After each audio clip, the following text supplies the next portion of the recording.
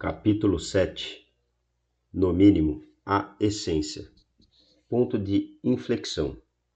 Voltemos aos cenários para o seu planejamento pessoal ou familiar. Vimos que priorizamos ter mais qualidade de vida e realizar mais sonhos. Precisamos reduzir os gastos com o padrão de vida. O autoconhecimento nos conscientiza do que é realmente importante. Sabemos que muitos de nossos gastos nada agregam a nossas alegrias. Um passo importante para termos uma vida de mais realizações é focarmos em ter fartura daquilo que é genuinamente importante para nós.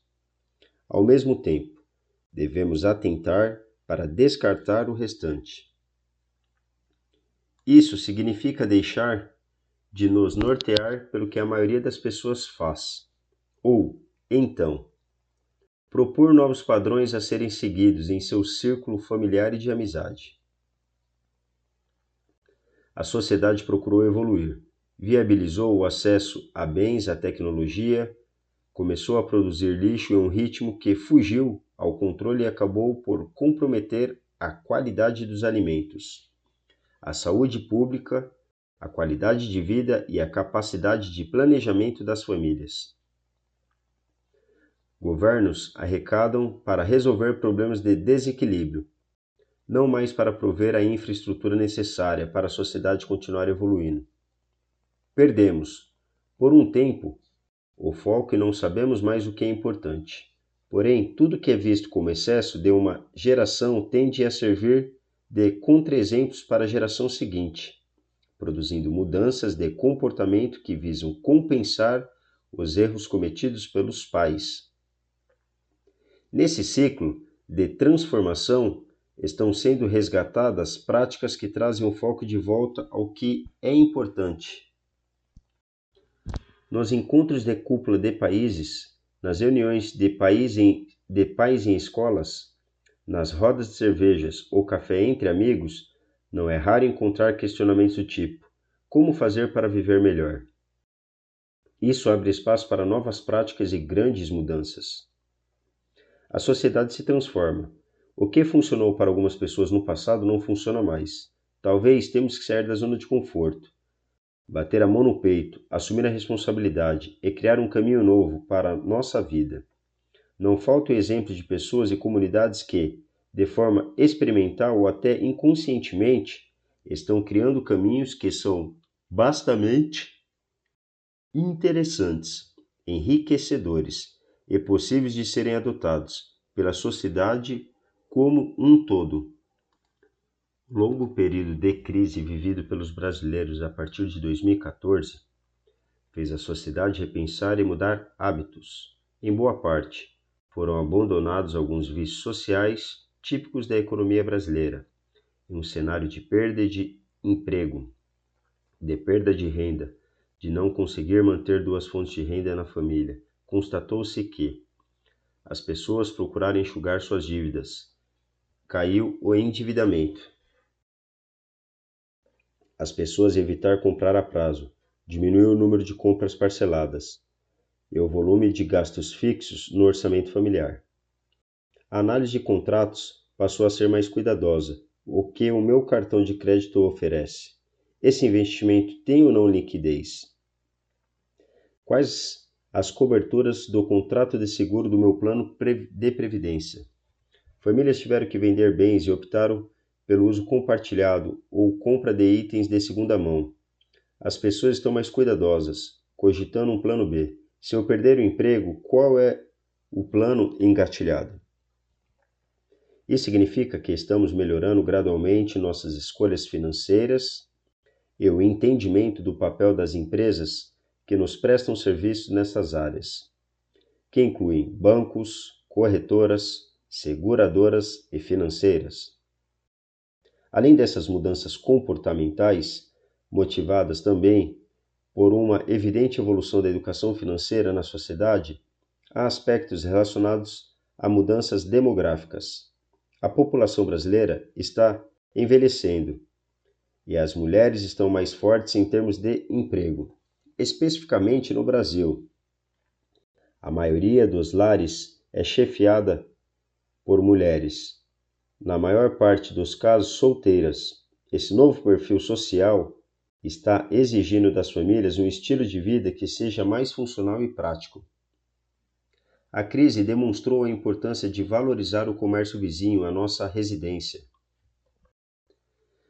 Muitas famílias abriram mão de um automóvel para manter as contas em dia. Compras voltaram a ser feitas em menor quantidade e cada vez mais perto de casa. Isso é o reflexo de dois fenômenos. As pessoas estão procurando se deslocar menos de carro e estão comprando mais pela internet, aproveitando a facilidade da entrega em domicílio, conveniente e até gratuita, dependendo do nível da fidelidade do cliente. O abandono do automóvel, bem que marcou a sociedade a partir dos anos de 1950, tem sido crucial para importantes mudanças na sociedade e no consumo. Entre as razões para isso estão a cidadania, contribuir para o trânsito, e a sustentabilidade, contribuir para o ar limpo. Mas, sem dúvida, o principal motivo para se abrir mão de ter um carro é o custo de manutenção. Na ponta do lápis, alugar automóveis de acordo com a necessidade sai muito mais em conta do que os possuir. Nessa comparação, inclui o preço do carro, custo do financiamento, manutenção, seguros, impostos, perda de valor, depreciação e custo de oportunidade, quando estaria rendendo dinheiro aplicado. O aluguel mensal ou por hora inclui todo o pacote e ainda serviço de urgência e a possibilidade de fazer upgrades eventuais quando oportuno. E além do aluguel, obviamente, a opção do táxi e o transporte por aplicativo, que, além de mais econômicos, nos permitem poupar tempo. Meus alunos, cientes do custo de manutenção, têm consciência de que carro, mesmo os modelos mais populares, é um luxo. Se eu posso custear e não atrapalhar em nada meus planos mais importantes, mantenho na garagem, mas se preciso cortar gastos, meu trabalho de enxugamento de contas começa por ele. Você tem fome do quê? Evite pensar nas necessidades e dificuldades com barreiras intransponíveis. Pense nelas como obstáculos a serem contornados, ou, como se diz tecnicamente, como parâmetros de cenário. Você precisa alimentar seus filhos. Comida se compra, pronta ou, então, os ingredientes para prepará-la, o que é mais econômico. Mas também se cria, planta e colhe. Compras por atacado, divididas com pessoas próximas, e preparação em escala, marmitas, saem mais baratos. Alimentos da estação custam muito menos do que as que sempre tem que ter em casa. Produtos locais saem mais em conta do que os que vêm de longe. Compra direta dos produtores exclui o custo do frete. E a fidelidade, compra frequentemente, pode render descontos. Você precisa se vestir, mas precisa de boas roupas ou de uma roupa para cada ocasião. A moda não lhe é imposta. Você pode segui-la ou não. Pode comprar no shopping center e ajudar o lojista a pagar o aluguel de seu espaço ou economizar comprando em brechós e pontas de estoque. Pode comprar um kit pronto da vitrine da loja ou usar a criatividade com base em sugestões de perfis de moda das redes sociais. Pode pagar um pouco mais por uma roupa que dure para sempre ou economizar em roupas baratas e comprar novamente daqui a 3 meses. E, como nos alimentos, comprar por atacado, com um grupo de amigos e com fidelidade pode render uma boa economia. Abra sua mente para que suas escolhas sejam mais ricas, lhe permitam mais possibilidades. Você tem que ter uma casa? Não, não tem que ter onde morar. Tem que ter um telefone? Não. Tem que ter como se comunicar. Tem que ter um carro? Não. Tem que ter como se locomover. Ah, eu preciso de um carro maior porque eu viajo muito. Não. Que tal ter um carro compacto e alugar o maior quando viajar? Destaquei que, em razão da crise, as compras passaram a ser feitas mais perto de casa. Mas outra evidente mudança de comportamento das grandes cidades é o crescimento abandono dos automóveis para ir ao trabalho. O uso do transporte público tem sido prioridade dos governos e incontáveis empresas de mobilidade vêm oferecendo variadas formas de transporte, como bicicletas, patinetes, skates, compartilhamento de automóveis e scooters. Alternativas compartilháveis não poluentes que aliviam o trânsito. O segmento do mercado imobiliário, que prosperou mesmo em períodos de crise, foi o de moradias compactas e inteligentes, com lavanderias coletivas e compartilhamento de eletrodomésticos, que não ficam guardados nos apartamentos, que, assim, podem ter menos armários. São imóveis com bom acesso ao transporte coletivo, próximos de ciclovias e de uma zona comercial.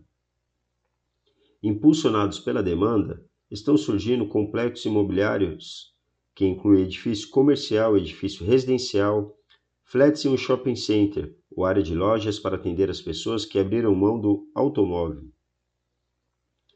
O preço do metro quadrado desse tipo de empreendimento chega a ser muito superior ao de imóveis próximos. Isso traz um bom lucro às construtoras e incorporadoras, mas também alívio aos compradores. Afinal, são apartamentos que já vêm com facilidades como automação residencial e mobília básica e que, com pouco gasto de decoração, resultam em moradias elegantes e personalizadas.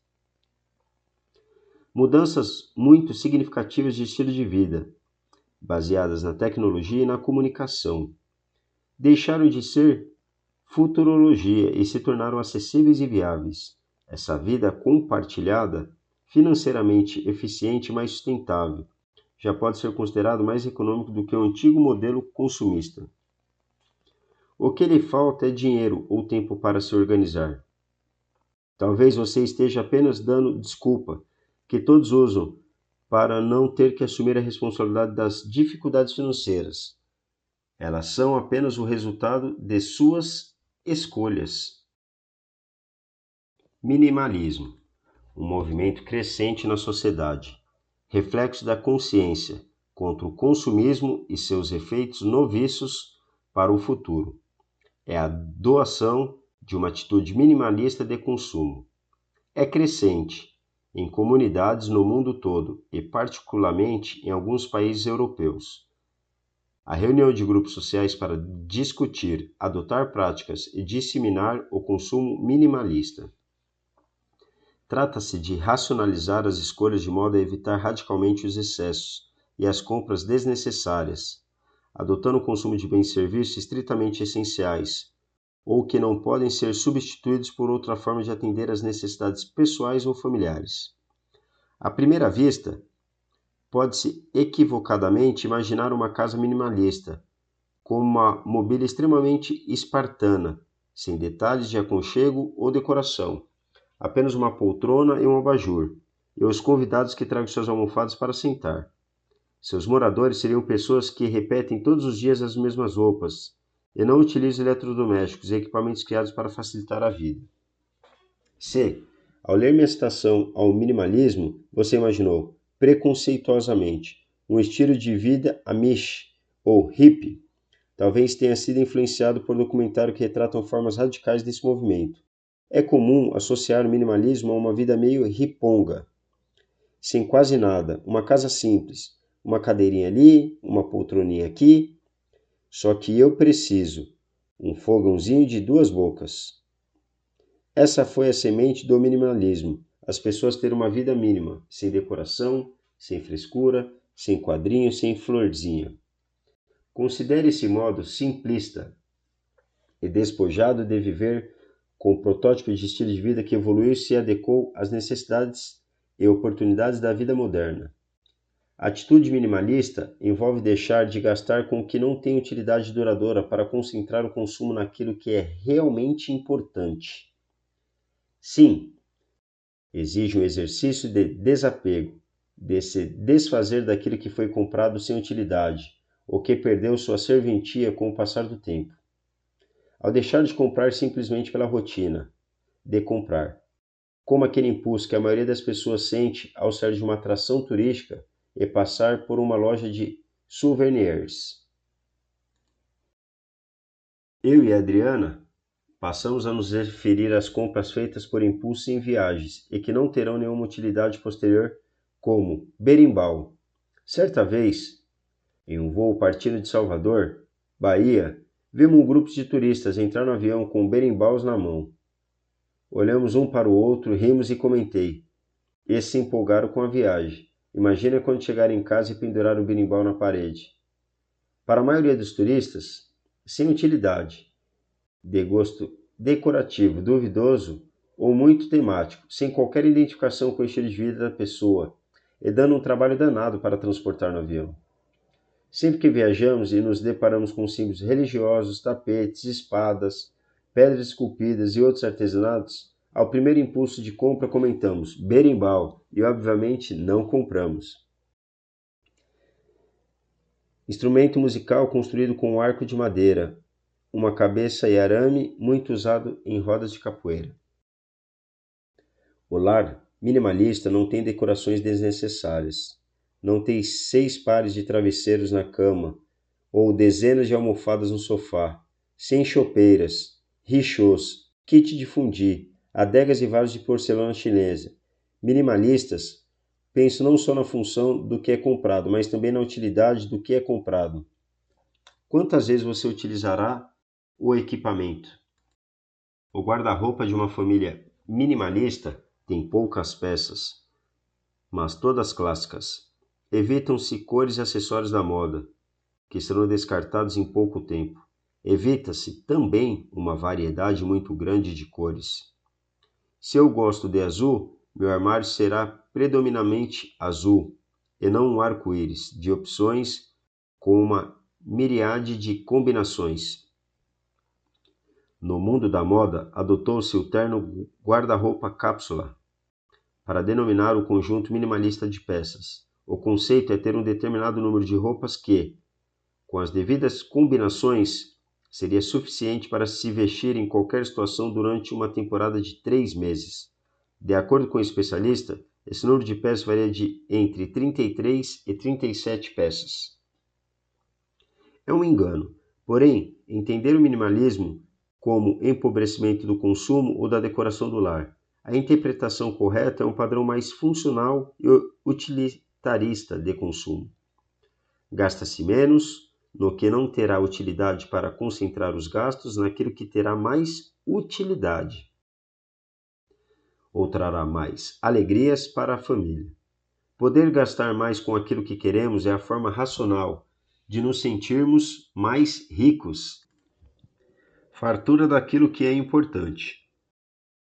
Deixando de gastar com o que não é importante, podemos concentrar nossos gastos naquilo que consideramos mais significativo.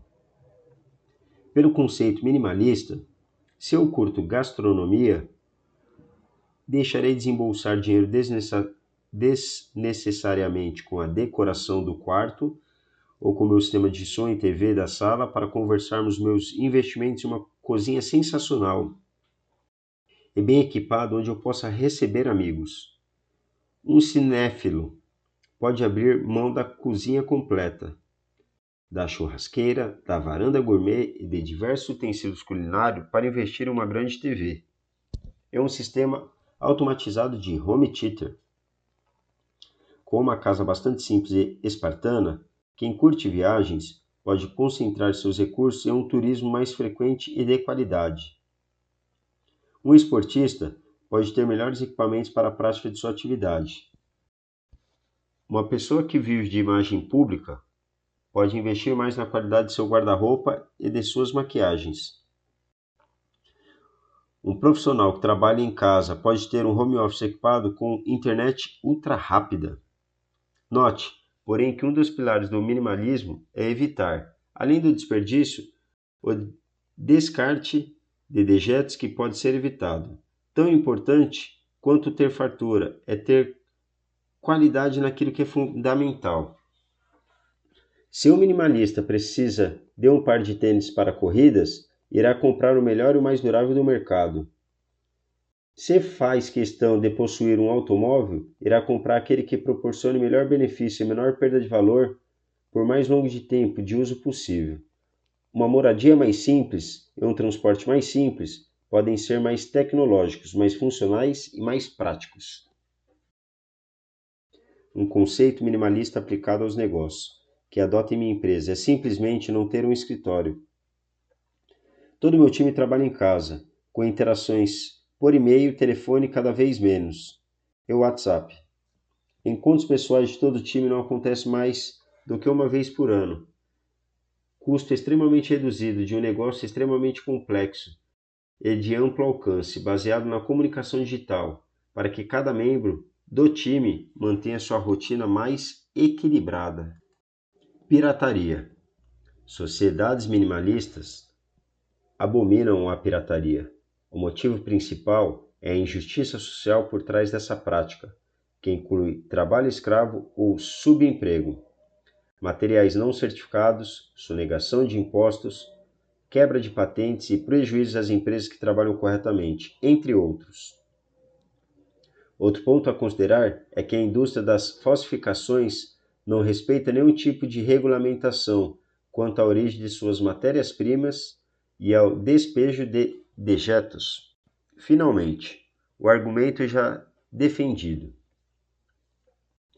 Em vez de comprar tênis piratas baratos, que duram 2 meses ou menos, o melhor negócio é pagar 3 a 4 vezes mais por um tênis de qualidade que serão usados por 2 anos e não trarão problemas ortopédicos ao atleta.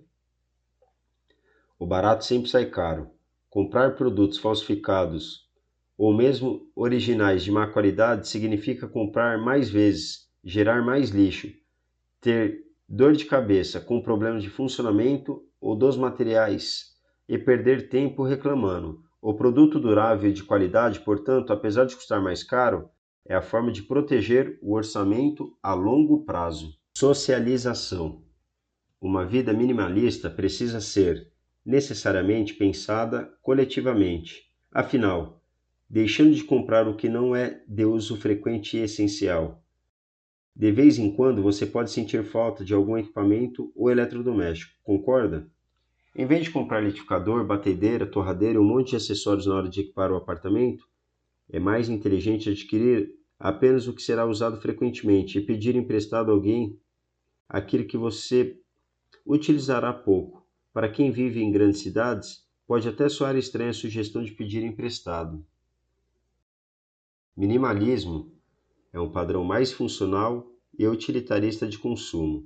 Gasta-se menos com o que não terá utilidade para concentrar os gastos naquilo que terá mais utilidade ou trará mais alegrias para a família.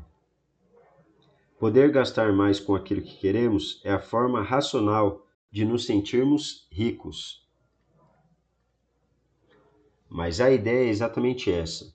Pessoas minimalistas se associam mais, tendem a ser pessoas que procuram vilas para viver, que conversam com o vizinho, que interagem mais. Você é o cara do bolo? Faz o seguinte, me empresta a batedeira hoje, vou fazer um bolo para mim e já faço um para você. A proposta de compensação pelo empréstimo deve partir de quem pede, não de quem fornece. Utilidade. A escolha inteligente de consumo é a escolha durável. Pode ser, por exemplo, uma viagem que você estudará apaixonadamente durante os meses de planejamento, cuja execução curtirá e depois ainda ficará discutindo com os amigos a respeito, revendo as fotos durante anos. Pode ser também algo que será usado intensamente e sem necessidade de reposição. Quanto vale a pena comprar um carro? Quando você planeja andar muito de carro, mesmo assim, considere a possibilidade de alugar. Quanto vale a pena comprar um bom fogão industrial? Quando for usar bastante esse fogão. Quanto vale a pena comprar uma boa batedeira? Quando fizer muitos bolos. Minimalista é aquele que preza a qualidade, a durabilidade, aquele que conversa em família e entre amigos para propor o compartilhamento. Vamos organizar um esquema aqui de nem todo mundo ter as mesmas coisas? Um exemplo que desenvolvi no livro Pais Inteligentes Enriquece Seus Filhos é o que os pais conversem muito entre eles no começo do ano letivo. Procure saber, por exemplo, quais são os games que seus colegas de seus filhos têm. Combine não presentear os filhos com os mesmos jogos, caso possuam intercambiar. Ou, se preferirem jogar online, discuta quais serão os 2 games da temporada que todos jogarão juntos, minimizando esse tipo de gasto. Condomínios compactos e inteligentes que citei anteriormente já estão sendo lançados com todos os eletrodomésticos disponíveis num locker, que funciona como um almoxerifado coletivo. Quem precisa de uma batedeira vai lá no subsolo, identifica o apartamento e sai com a batedeira para devolver depois. Da mesma maneira que funcionam os carrinhos de supermercado em condomínios mais antigos. Isso permite dispensar grandes móveis na cozinha. Na verdade, permite cozinhas mais compactas e se traduz em uma grande queda no consumo de itens pouco utilizados. Na prática, a tendência minimalista já vem ajudando a fazer escolhas mais sustentáveis. Da combinação de maior socialização com a maior utilidade daquilo que consumimos, nasceu uma reflexão que funciona com o lema da cultura. Procure amar mais as pessoas e usar mais as coisas. O contrário não costuma funcionar por muito tempo. Práticas que mudam a relação com o dinheiro. A cultura minimalista é uma reação aos desperdícios e à irracionalidade do consumismo das últimas décadas, e também é um caminho sem volta para uma sociedade mais equilibrada e com menos desigualdade. A adoção das práticas minimalistas deve acontecer aos poucos, influenciada principalmente pela conscientização nas escolas e na mídia. Mas algumas práticas simples podem ser adotadas desde já e contribuir tanto para o seu bolso quanto para a sociedade. Recomendo 8 atitudes para iniciar essas práticas em casa. 1. Pedir emprestado. Precisa de uma ferramenta ou de um utensílio? Evite comprá-los. Caso esteja apenas fazendo um uso eventual ou experimentando uma prática a qual pensa se dedicar. Utilize as redes sociais ou WhatsApp para pedir emprestado aquilo que precisa. Nas grandes cidades, isso pode ser visto com desconfiança. Para vencer essa resistência, a regra de ouro é sempre devolver mais, como os juros de um empréstimo bancário. Se você pedir uma forma de bolo, faça 2 bolos e devolva de forma com um deles. Se pedir uma furadeira, devolva com um kit novo de brocas. Custam muito menos do que uma furadeira. Se pedir um livro ou uma extensão de tomada, devolva com uma barra de chocolate. Na próxima vez, seu pedido de empréstimo será mais bem recebido, pode apostar. Compras por atacado. Não é difícil, em grupos familiares de WhatsApp, organizar listas de compras quando alguém se propõe a ir a um atacado. Quando feito com frequência e planejado com antecedência, o consumo por atacado pode render bons descontos, sem a necessidade de fazer estoque, que leva ao risco de faltar dinheiro. Compras coletivas. Se você e seu conhecido estão interessados em um mesmo produto ou serviço, um curso online, por exemplo, pode considerar a possibilidade de comprarem juntos, compartilhando o uso e dividindo o custo de aquisição. Basta estabelecer com antecedências as regras para evitar conflitos. Esse é o princípio do sistema de compartilhamento de bens conhecidos como time sharing, em que imóveis de veraneio, flats, carros de luxo, barcos e até helicópteros e aviões são comprados em conjunto e seu uso é dividido com base em uma agenda. Compras conscientes. Já tratei das 3 perguntas básicas e uma decisão de consumo. Quero, posso, preciso. Elas já fazem um bom filtro nas decisões. Se você quer, pode e precisa, mas deseja comprar com consciência, faça a seguinte pergunta: essa necessidade é real ou é apenas um fruto de desejo de pertencer a um grupo ou afirmar minha personalidade? compras por status são uma forma real de desperdício.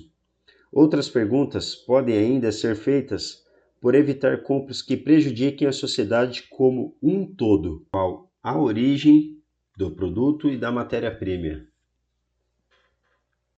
Para onde vão os descartes e as embalagens? A compra ameaça o planeta de alguma forma? Tantos questionamentos podem parecer um exagero, mas lembre-se, cada uma de nossas decisões afeta positiva ou negativamente a vida de nossos filhos. Se eles não sabem disso, saberão em breve, e também se darão conta de que foram os responsáveis. Dar o exemplo não custa, é extremamente gratificante. Reformar e consertar. Cuidar bem de equipamentos que foram feitos para durar rende não só pela economia, mas também pelo orgulho de ter aproveitado uma boa escolha de consumo. De tempos em tempos, alguém comenta surpresa: meus hábitos de conservação. Você está há 11 anos com esse carro. Há quanto tempo você tem essa cafeteira? Tenho a mesma Nespresso há 9 anos, fazendo de 2 a 4 cafés por dia. Essa camiseta ainda é do tempo do Canadá, 2004. São itens que cuidei por ter um carinho por eles e me orgulho de não ter comprado outros. Além da conservação e da troca preventiva de peças, o reparo é a solução igualmente inteligente. Aprender a fazer pequenos consertos traz economia e serve como terapia, pois é sabido que reparos domésticos nos tiram da rotina e proporcionam relaxamento. De qualquer forma, serviços como os do sapateiro, assistência técnica de eletrodomésticos e reforma de sofá e estofados custam bem menos do que a compra de produtos novos e estimulam a atividade econômica de sua região. Além disso, são práticas que reduzem a produção de lixo, contribuindo para o meio ambiente, consertar mais, descartar menos. Fazer trocas e permutas. Em vez de pagar com dinheiro, você pode pagar com o seu tempo e sua habilidade profissional. Existem muitos sites e comunidades de trocas nas redes sociais. Neles é possível realizar trocas de brinquedos, livros, utensílios de gastronomia e de roupas de crianças e de festas, entre outras oportunidades. Também são comuns as comunidades de permutas, em que você pode trocar um serviço por outro, adquirir um produto ou troca de serviço. Nessas comunidades, os serviços mais ofertados e procurados são de manicure, passeio de pets, fotografia profissional, reparos e reformas domésticas, aulas particulares e cursos online. Renovar experiências. Práticas antigas podem ter ficado mais caras sem que você percebesse. Renovar assinaturas automaticamente e corrigir planos de pagamento de inflação é uma atitude acomodada, pois os serviços concorrentes estão sempre lançando inovações, melhorias e promoções para novos clientes. De tempos em tempos, pesquise as condições de contratação para novos alunos em sua academia, em seu plano de TV, por assinatura, em seu clube do livro ou do vinho.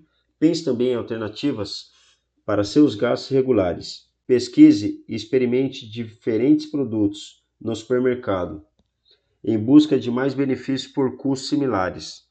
Troque passeios no shopping por passeios no parque ou na praia, que tendem a ser mais econômicos, mais saudáveis e mais gratificantes. Reserva de emergência. Independente de seu perfil de consumo e de sua atitude ser minimalista ou não, é fundamental contar com uma reserva para oportunidades e imprevistos. Gastos inesperados, como a reposição ou reparo de algo quebrado, pode levar a um endividamento. A reserva de emergências deve funcionar como um colchão contra esse tipo de imprevisto, trazendo tranquilidade à rotina. Quando usada, a prioridade deve ser recompô-lo o quanto antes. A essência minimalista. O estilo de vida minimalista pode ser considerado a base da economia compartilhada, que, por sua vez, é a chave para uma vida de mais experiências. Na essência, trata-se de compor menos e também impactar menos. Tão importante quanto não desperdiçar nosso dinheiro para compras que podem ser evitadas é não entulhar o planeta com dejetos e poluentes que também podem ser evitados. Para alcançar esse objetivo, nossas escolhas devem ir além de simplesmente comprar menos. A prática de consumo local, que mencionei anteriormente, não só valoriza a economia para sua vizinhança, como também reduz os gastos e os efeitos do transporte e da armazenagem de produtos que vêm de longe. O transporte polui e o armazenamento consome energia, o que indiretamente pode ser considerado como poluição ou devastação. Preferir por produtos da estação traz esses outros benefícios: alimentos mais saudáveis, colhidos no ponto certo e com menor custo de transporte e armazenagem. Note que o minimalismo não se limita a ter um guarda-roupa enxuto ou menos eletrodomésticos na cozinha. Trata-se de uma conscientização social, que envolve repensar até o cardápio e a nutrição da família. Se consumirmos mais alimentos da estação, precisaremos aprender formas criativas de prepará-los, para não saturar o paladar da família. Não se trata de inovar, mas sim de reinventar ou resgatar hábitos antigos. Meus avós maternos diziam que sua infância pobre na Lituânia, os únicos alimentos que tinham com certa fartura eram as leguminosas, basicamente batatas e beterrabas. Nos fins de semana eles comiam aves, se o clima permitisse, já que precisavam de um bom tempo para caçar, com estilingues, perdizes e pombos. Uma vez ao ano, o resultado das economias de meu bisavô permitia comprar uma bigarra de porco, que era dividida em 7 partes para servir a família durante toda a semana entre o Natal e o Ano Novo. Dessa simplicidade, meu avô conservou receitas incríveis, como com batatas e beterrabas. É fato que os mais consumistas desperdiçam oportunidades de ter uma alimentação com preparo mais eficiente. Por exemplo, se você gosta de churrasco, já deve ter presenciado nas churrasqueiras porções de mandiocas fritas sendo servida como iguaria. Tradicionalmente, a mandioca é servida cozida em uma refeição principal, de uma forma de preparo mais saudável e saborosa. E só que a sobra costuma ser guardada na geladeira e frito no dia seguinte. Se consumida sempre frita, a mandioca prejudica a saúde e deve ser evitada. Se o preparo saudável cozido for alternado com aproveitamento das sobras para servi-las fritas ou assadas, o ingrediente barato, local e muito nutritivo pode ser consumido muitas vezes por semana. Esse raciocínio serve para outros alimentos, igualmente baratos, como arroz, fubá, polenta, banana, abobrinha e pão, entre outros. A consulta ao nutricionista é sempre recomendada antes de alterar sua dieta. Um cardápio minimalista utiliza poucos ingredientes, mas explora as diversas formas de preparo, de acondicionamento e de reaproveitamento dos ingredientes para gerar menos desperdício e menos lixo a ser recolhido e tratado. Esse raciocínio pode ser aplicado a diversos itens de consumo, em qualquer realidade social. Ao desenvolver o mindset de comprar menos e impactar menos, combinamos a economia doméstica com a valorização do comércio local e a redução do impacto social. Isso reduz a necessidade de atuação do Estado e alivia os cofres públicos, que possam fazer um planejamento mais preventivo. Em outros tempos, eu consideraria esse modelo utópico, mas em uma sociedade cada vez mais conectada, em franco processo de compartilhamento e de disseminação de experiências globais, hoje eu vejo como uma realidade viável. Cabe a cada um de nós optar e colocar em prática.